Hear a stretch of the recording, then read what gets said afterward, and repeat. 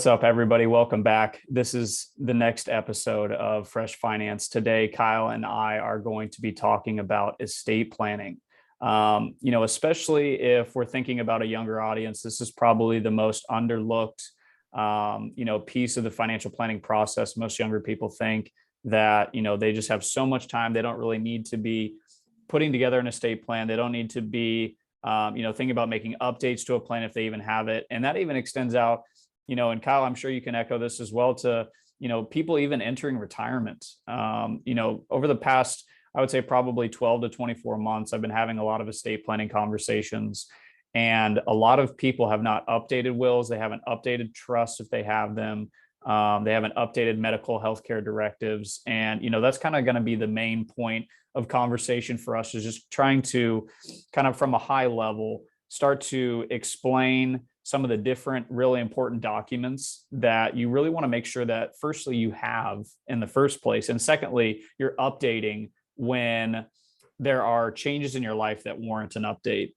And I think that a lot of people kind of our age, in the 20 to 30, mid 20s to mid 30s age range, are going through just so many different life changes, right? They're getting married, they're buying a house, maybe they're, changing location, like maybe moving to a different state. There's so many things that come into play in those specific life-changing events that warrant the idea to possibly either set up or make amends to an estate plan. And, Kyle, just to kind of hit off here, some of the things we're going to talk about, payable on death forms, POD forms on bank accounts, transfer on death forms, which are essentially just beneficiary forms for any sort of investment account, making sure that you have beneficiaries listed on your company 401k plans, medical healthcare directives to help, if you're in a coma, what decisions do you want to be made when you can't make them yourself, and who do you want to be making those decisions? And then wills and trusts. Would love to just kind of get, your take on those documents, the importance of them, and how you tend to interact with clients in that situation. Yeah, estate planning is very essential. You mentioned the age piece, but one thing I've noticed too is a lot of people have the misconception that estate planning is only for the wealthy. Mm-hmm. Estate planning is for everyone. Yep. And a lot of people think estate planning, oh, well, I have a will, I'm set.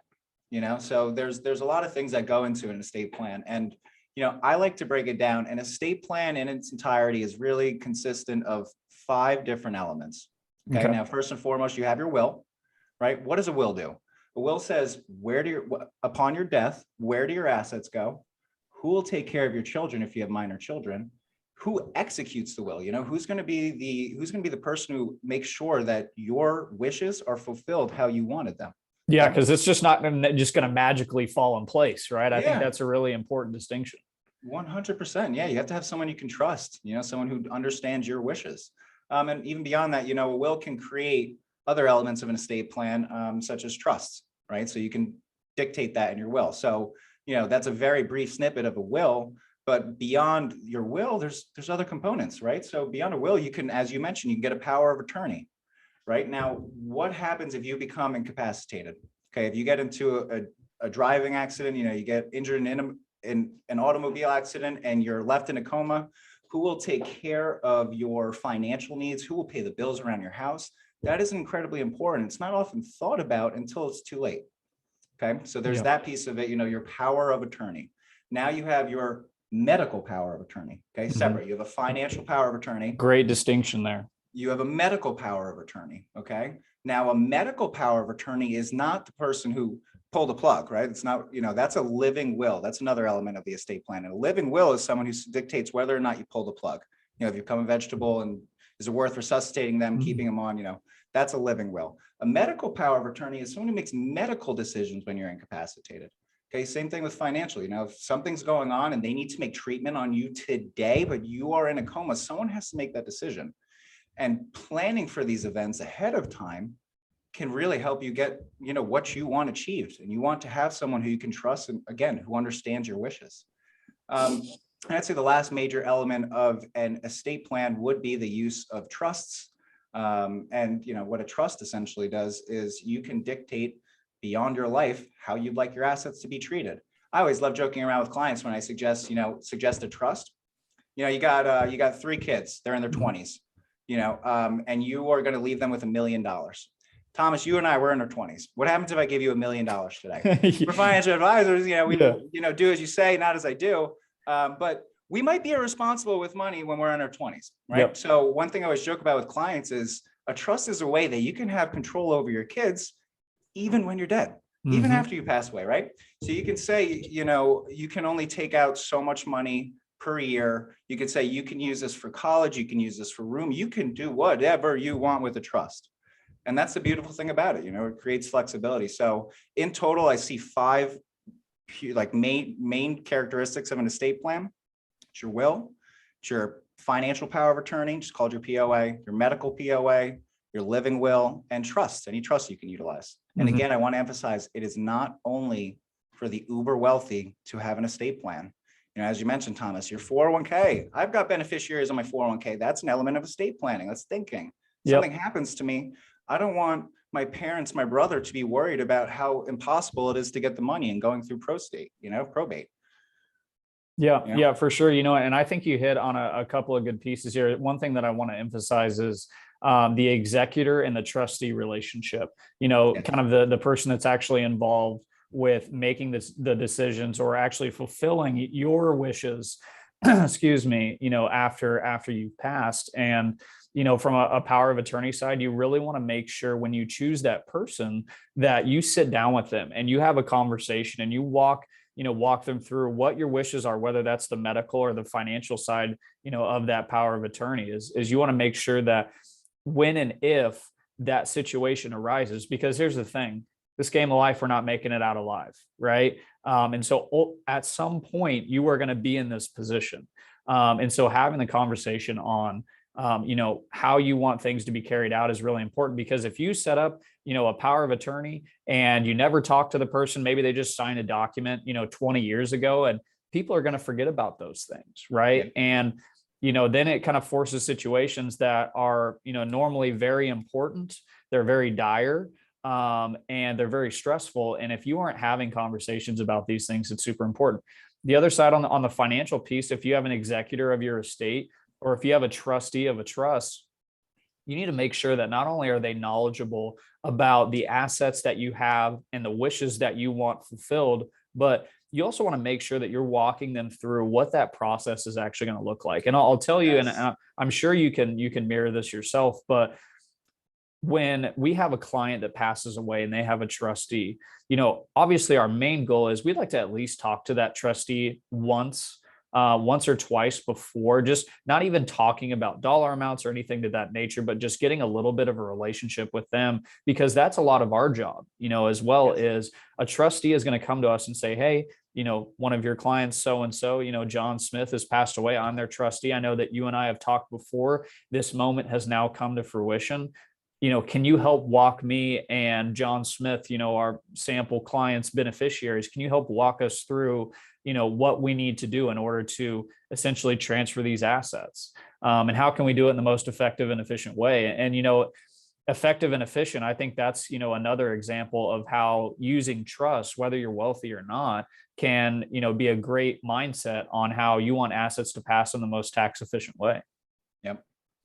Yeah, it's incredible. I've heard so many client stories where they're either so grateful, or I don't know the right word, if a little peeved about how either their parents, whoever left them money, left their estate, right? Because it can either be really organized, really easy, or it can be a mess. Mm-hmm. Okay. And I've worked with people going through both, right? If you have all your ducks in a row, you have well documented what you want to do, even you have a spreadsheet with all your passwords saved for all the little accounts, you're just very well put together. It makes life so much easier upon your passing for your beneficiaries too. And you may not be concerned with that, right? Because Yeah. you're gone, who cares? But, if you care about, what your beneficiaries have to go through, it can be really, really difficult to sort through an estate if there really is no plan, right? Because, who do you want to decide when you die?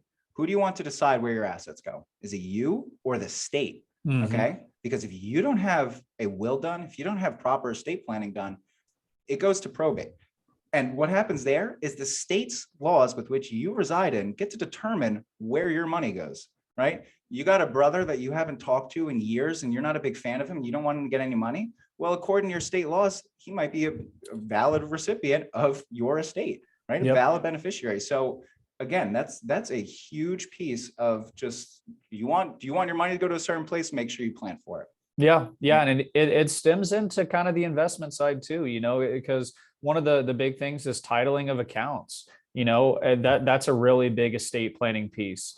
Titling of accounts, whether you want, a brokerage account to be an individual account that you own yourself, if you want it to be a joint tenants with rights of survivorship with, you and your spouse, if you have maybe like a group account where maybe you guys aren't, the people involved aren't all related, so it's tenants in common. And then looking at real estate property, right? Understanding what your specific state's guidelines on property ownership, right?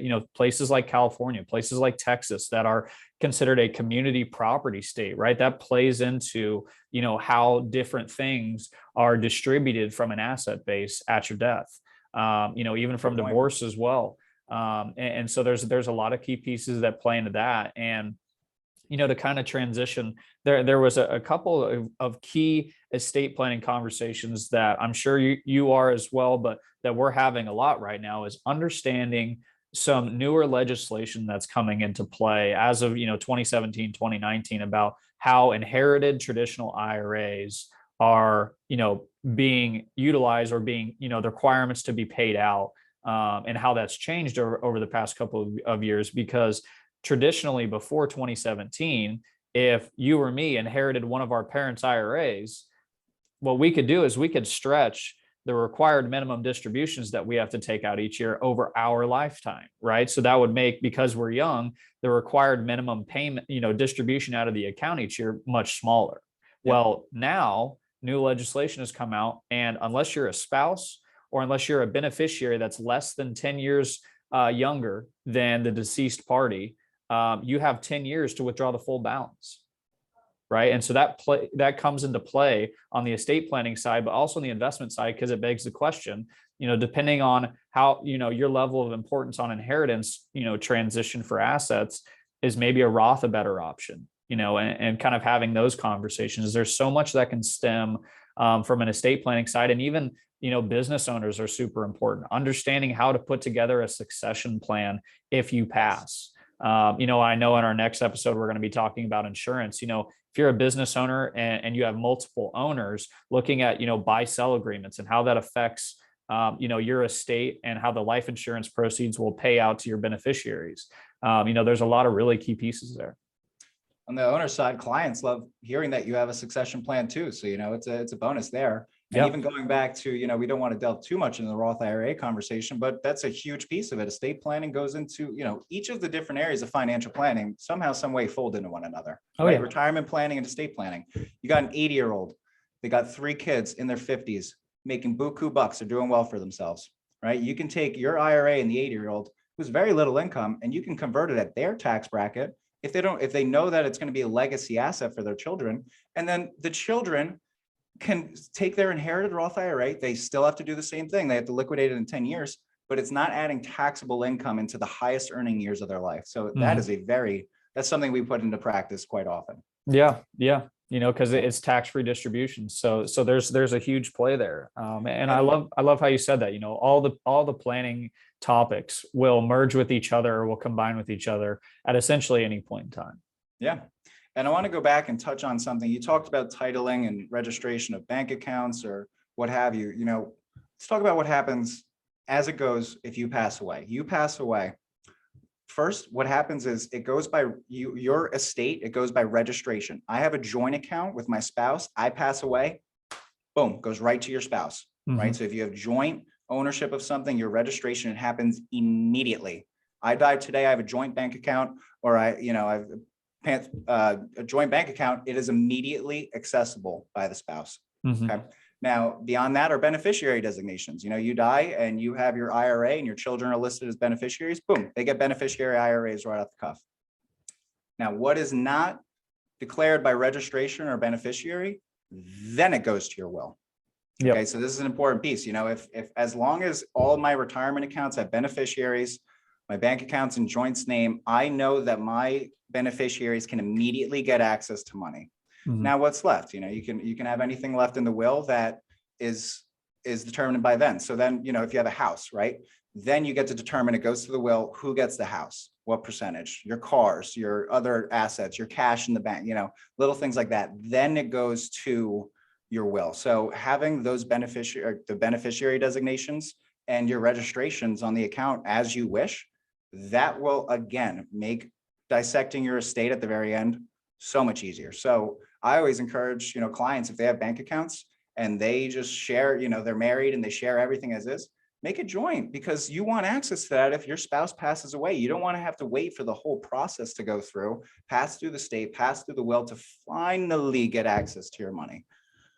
Yeah, I 100% agree, and I think kind of just right on that note, and then I have another point, but right on that note, we're seeing, especially with people in our age group, a lot of newer, younger married couples are saving and investing separately, right? So the number of married couples with separate financial accounts is really growing. And I don't know if there's a specific reason as to that trend, but it's really growing. And so that kind of rehammers away at the importance of making sure you have, your spouse listed as a beneficiary. If you have joint checking and savings, or, joint investment accounts, or non-joint investment accounts, I'm sorry, an individual checking or savings. And, the second point that I was going to make is just kind of surrounding, all of this is you're working for your entire life. You're accumulating these assets, and you've done such a good job that you can spend down assets in your retirement that kind of fulfill your lifestyle goals, your retirement goals, and then you have some left over, right? Let's make sure this estate planning process is all about making sure that the assets that you saved and that are left over are being utilized in the best possible framework, right? And I think that kind of hammers on the idea that if you have beneficiaries that you have listed on your accounts, you need to make sure that as time goes on, that they not only understand that they're the beneficiary of an account, but they also, are learning how to actually steward and utilize those assets to the best of their ability when they actually inherit them, right? Because I'm sure that you and I could go on for days about having a client that has saved incredibly diligently and then passes away, and they transition their assets to their heirs, and the heirs go and liquidate, an IRA account when maybe they don't have a lot of retirement assets, or, a situation like that. And I know there's points in time where, a specific beneficiary might be in a situation where they're in a financial pinch and they just need to liquidate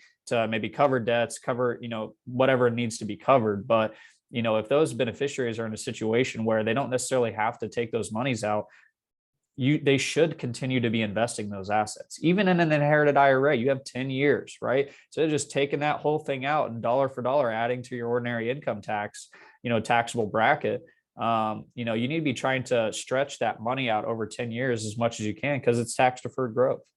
Yep. It's a huge piece of our role as financial advisors is multi-generational planning. We've got, in some cases, 4 levels of client families, the great grandparents, grandparents, parents, and then the kids that you're doing planning for. And no one wants Uncle Sam to be their primary beneficiary. Yep. I think that's a great point. And you really, planning accordingly can prevent that. Yep. That's going to be the title of the episode right there. No one wants Uncle Sam to be your primary beneficiary. I love that. Go ahead. No, I was going to turn it a little bit. One thing that we've been running across too is if you have a client who wants to give to charity at the end of their life, one thing that we've been doing, this is just a quick snippet. Would you give an IRA to a charity? You've got an IRA, you've got a Roth IRA, and you got a normal individual account. You got 3 kids and you got a charity you want to give it to. Okay. What you do is if it's split evenly, you give most, if not all, of the IRA to the beneficiary. Why? Why would you give, I like my charity. Why would I give them the IRA? Because charities don't pay taxes, right? Little tip there that we love using. If you're going to give a Roth IRA, don't give the Roth IRA to the charity. Give that to your kids, your higher income earning kids. Individual account, as long as what you have in the IRA can satisfy it, that's another great estate planning tool. Yep. Give the IRA to the charity. One other thing is you could do, when you're taking out your required minimum distributions and you got charitable inclinations, you can give your required minimum distributions to a charity. Qualified charitable deductions. That's another little piece that we always use. So that wasn't exactly on track, but I wanted to make sure, it's definitely, just any strategy you can use to save a couple tax dollars to get what you want done efficiently and effectively, bringing that back, that's what our job is to help you achieve.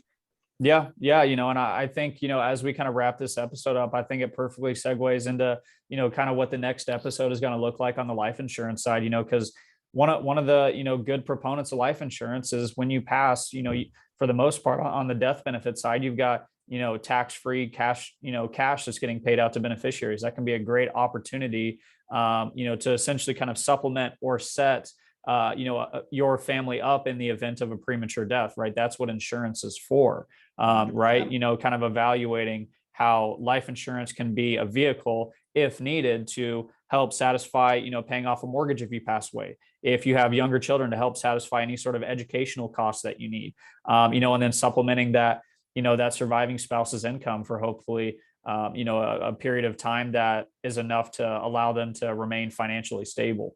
And I think that kind of, rounds out estate planning. Do you have anything else that you wanted to cover here? I know we just kind of wanted to keep this one short. While we're wrapping up, you just kind of reminded me, estate plan, insurance isn't included in your estate. If your estate is over 11 something $million and you're single, 22 if you're married, you're going to have an estate tax, right? So life insurance, irrevocable trust, there's other ways that you can use estate planning tools, financial planning tools, to avoid making the government your primary beneficiary, right? Yep. So it's just all these different strategies that are constantly evolving that you got to keep your pulse on, otherwise you're going to get left in the dust and you're going to end up, your beneficiaries are going to have to give half of what they receive to the government, and you can prevent that.